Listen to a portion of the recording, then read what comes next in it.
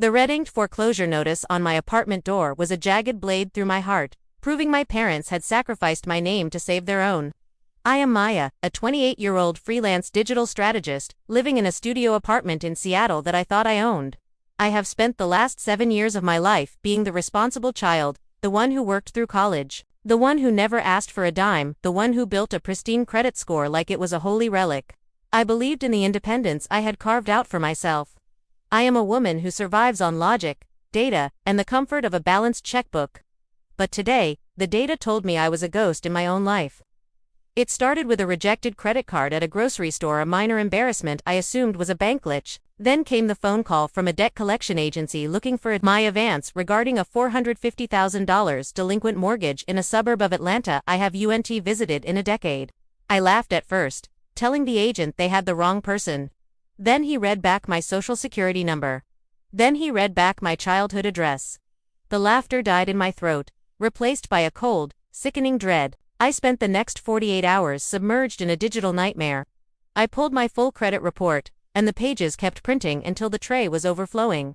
There were 3 platinum credit cards, a luxury SUV lease, and a massive primary mortgage all opened in my name over the last 4 years. The total debt tied to my identity was nearly $1.8 million. The trail didn't lead to a shadowy hacker in a basement. It led to a gated community in Georgia. It led to the people who had taught me how to tie my shoes and save my pennies. My parents, Robert and Diane, had lost their manufacturing business during the pandemic.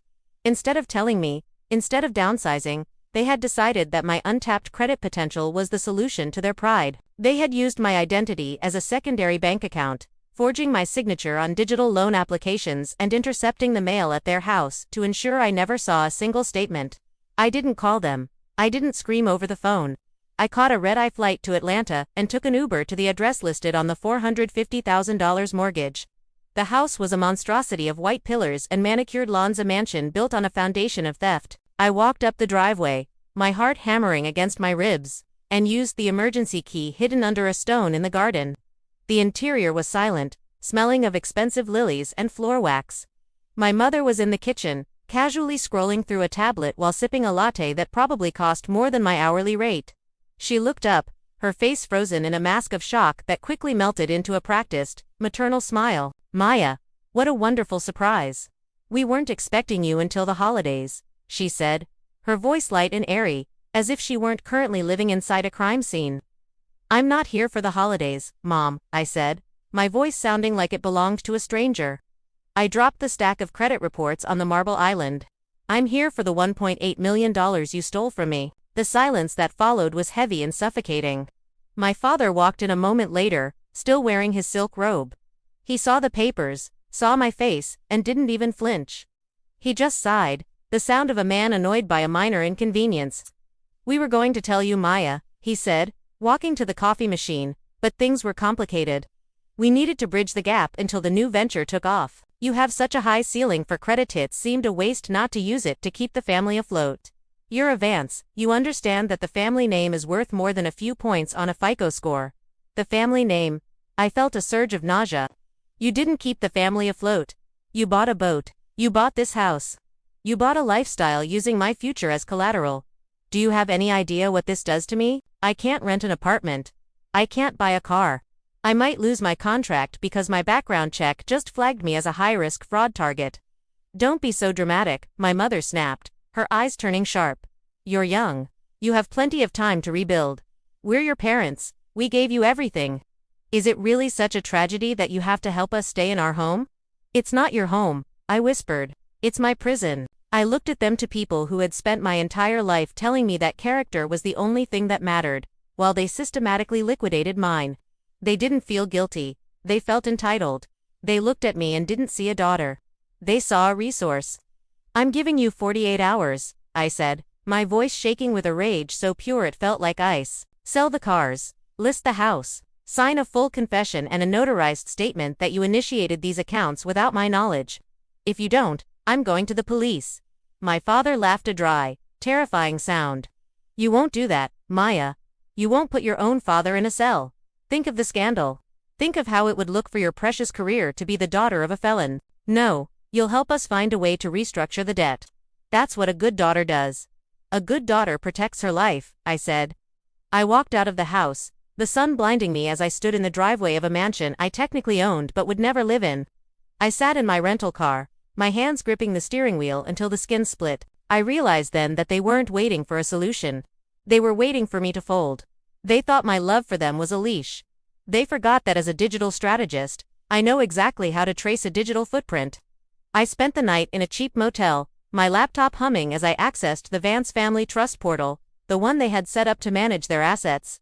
They had been clever, but they weren't technical. They had used my email as a recovery address for the business accounts because they thought I never checked my old college inbox. I wasn't just a victim. I was the primary account holder. I didn't just have the debt. I had the keys to every single account they had opened.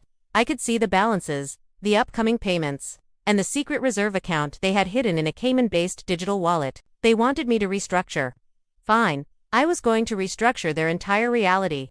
I began the process of reporting every single card as stolen not by a stranger, but by specific, named individuals. I didn't stop at the credit cards.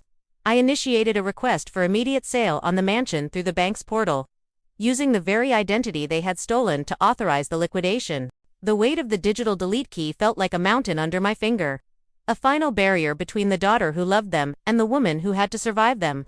My hands hovered over the glowing keys in the dim, flickering light of the motel room. My breath coming in shallow, jagged hitches that felt like glass in my lungs. She is my mother. She is the woman who braided my hair before every piano recital, the one who held me when my first love broke my heart, the one who promised me that our family was an unbreakable fortress. He is my father. He is the man who taught me how to read a map, the one who walked me into my first day of college with tears of pride in his eyes.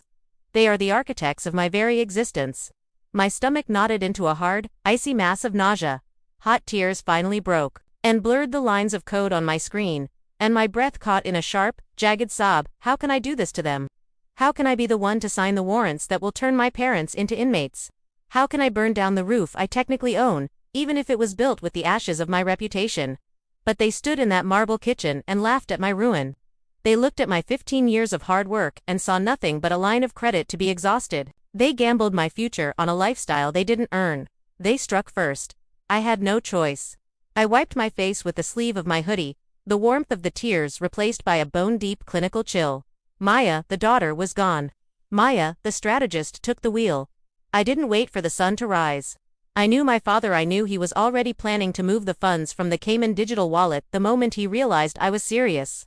He underestimated my speed. Using the recovery access I'd reclaimed, I initiated a total security lockdown on the wallet. I didn't just move the money.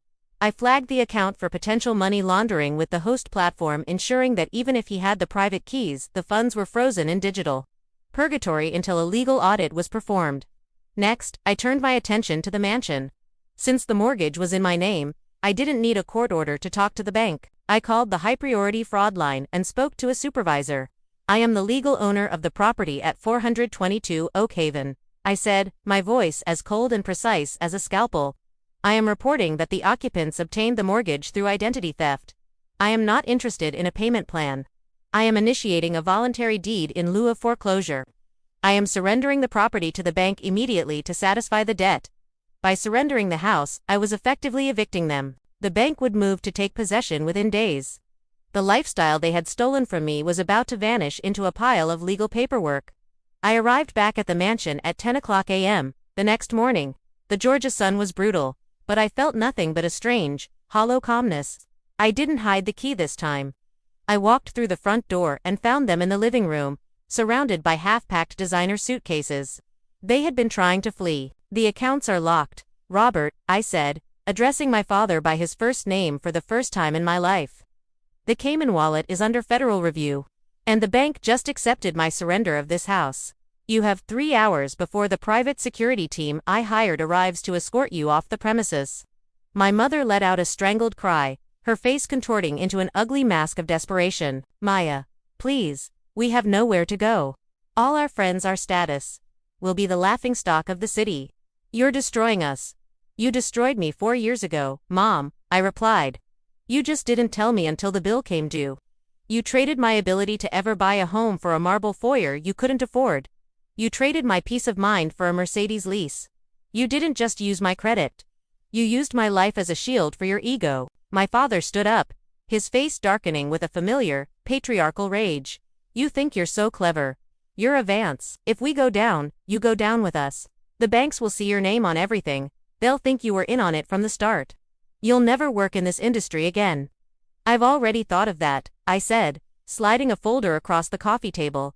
Inside is a copy of the confession of judgment I filed with the district attorney this morning. I included the IP logs from your home network, showing you were the one who filled out the loan applications while I was in Seattle.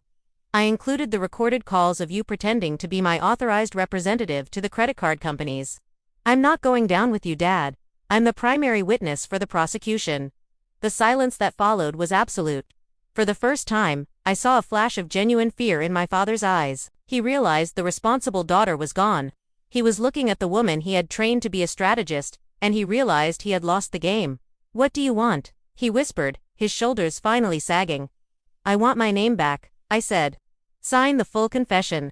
Agree to a structured restitution plan where you work to pay back the credit card companies, and I'll ask the DA for a deferred prosecution. You'll lose the house, the cars, and the country club. You'll live in a small apartment and work until you're 80, but you won't go to prison today. They signed.